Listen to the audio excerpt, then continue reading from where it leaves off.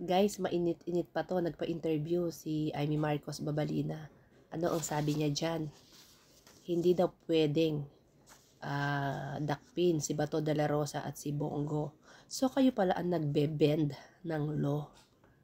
Diba? Ano gusto niyong gawin sa mga kapulisan natin? Hindi nila ipatupad yung warrant of arrest? Hindi nila gawin yung mga trabaho nila dahil kaalyado ninyo? Kayo pala yung nagbe-bend ng law. Hindi na daw nila pwedeng gawin yan. Dadakpin si Bato at si Bongo. Nakay Bato pa lang tayo, Amy.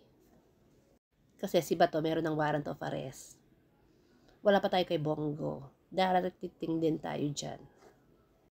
Tignan nyo na ang animals na babalinan na ito. No? Pinapasahod natin yan. Yang babalinan na yan.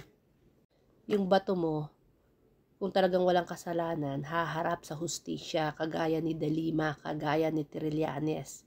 Nakulong, hinarap.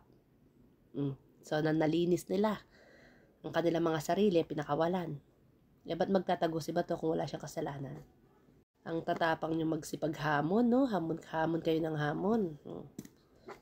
Kapag investigasyon, mga nagsisipagtaguan kayo.